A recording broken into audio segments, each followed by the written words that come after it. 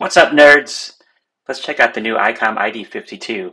Just got it today. I'm going to unbox it and show you some of my favorite features. Let's take a look. This just arrived from DX Engineering a little bit ago via UPS. Shipped in 2 days, which is great. And let's see what's inside.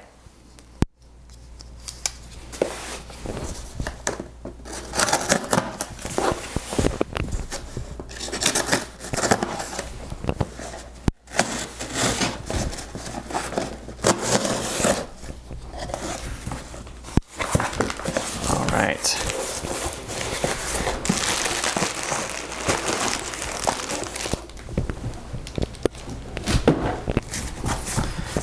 Nicely packed by DX Engineering. Here's the actual Icom box, and let's take a look. Okay, let's see what's in here.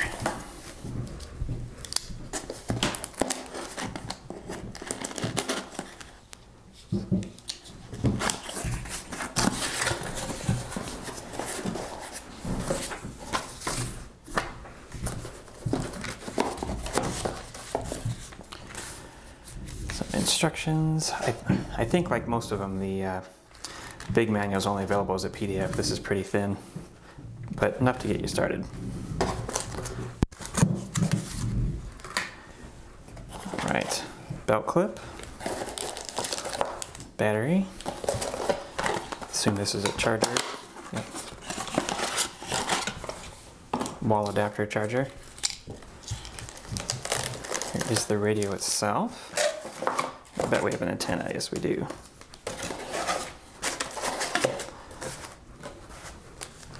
There we go. Okay, let's put this together and see how it works. Don't need that right now. Hope we don't need that.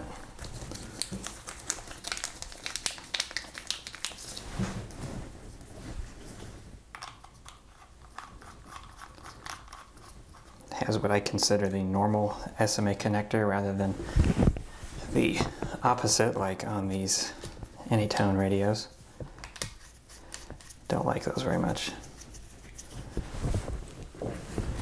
Pop the battery pack in.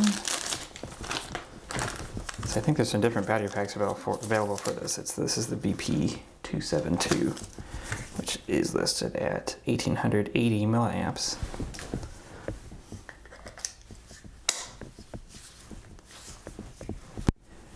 It's got a nice feel. It's a little bit bigger than the 51, which I used to have.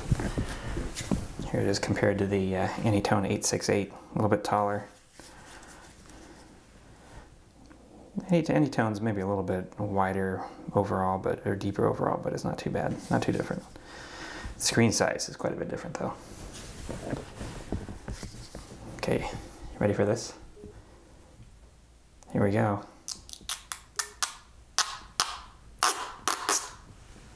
Look at that. Okay, I've got the radio all programmed.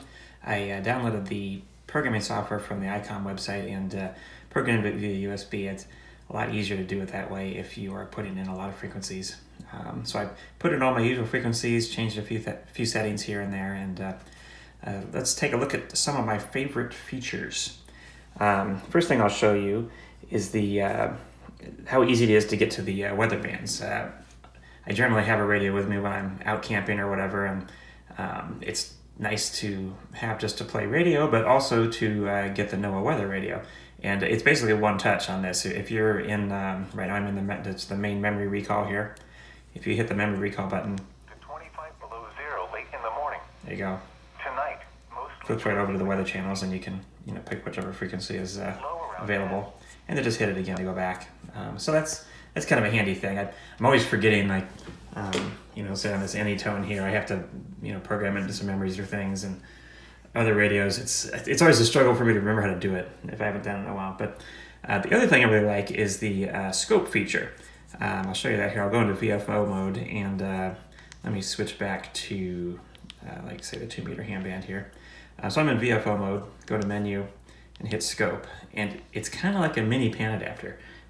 It's not really, it's not really an SDR or anything. It's just scanning the nearby frequencies. But you get this nice little kind of pan adapter display that shows you activity. I'm not really seeing much right now, but you can scroll through and you see that little cursor moves. When you get to the edge, it flips to the next side. Here's a strong signal. Okay, it's just noise, some sort of interference, but here's another one over here. Same thing. But it's pretty easy to use. It's about the best implementation of kind of a band scope I've seen on an HT ever. It has different options. You can change how the cursor works. I've got it scrolling. You can change it so it's always in the center, and then everything moves around it. But it's just neat. It works pretty well. So we'll turn the scope off now. Next thing I like to show is the repeater search. That is one of the main things I like about these newer Icom radios, is that it can use the GPS and a built-in repeater database to find local repeaters, nearby repeaters, which is great if you're on the road and just want to see what's out there. So I'll press and hold this to go into digital mode, which you do even if you're looking for a analog repeater. But just hit the from field here, and you've got the near repeater option. And let's first try it with digital repeaters. So this will search D-star repeaters based on my location. And there we go. Here's the nearest ones. It shows you how far away they are. And go back here and hit FM. And here you go, a bunch of FM repeaters. And you can just hit any of them, and it sets it up for you. So that's pretty handy. One thing to note on that, out of the box, it does not have an FM repeater database. But you can download those online. There's it's D-Star Info, I think is what I'll put a link in the description that lets you set a location and download a repeater list, and you can tell it I want X percentage of the repeaters to be FM, for example. So that's what I did here, and I loaded it up via the SD card, which is pretty handy. Next thing I'll show here. I just like how the dual display works, or dual receive. So here it is in just single receive mode. Press and hold dual, just like a lot of radios, and you get the second display here. And you can receive simultaneously on both of them. So here's flipping back and forth. But one of the things I really like is you can configure the display a little bit. So let me go here to the quick menu and display type. So I've got it on frequency, which is the large frequency, and then the name is kind of small.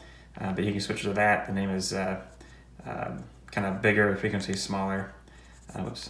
And just lots of different options here. This name's a little too long, so it scrolls. I kind of like it on just this one here, but that's kind of nice. It's just kind of nice to be able to change that around. The quick menu is also one of my favorite features in general. Anytime you hit this quick button here, you get pretty much all of the common things you're going to want to do here. It's just really easy to get around, which is nice. Easy to find out how to do things without referring to the manual. One other thing I really like is the FM radio feature, which I'll start using the quick menu.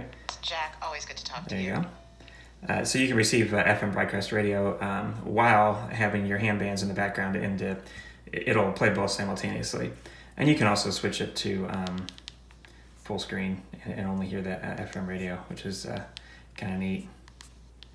We can turn that off there.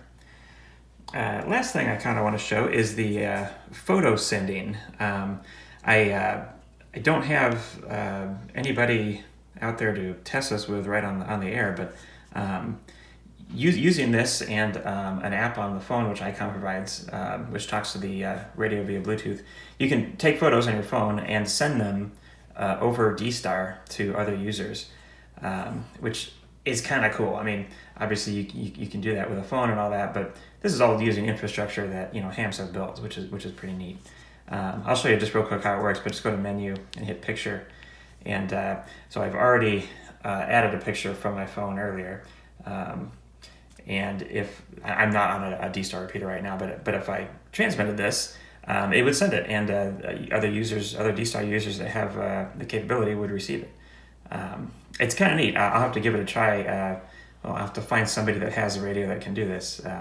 One note, I found it difficult to figure out how to get out of the picture view.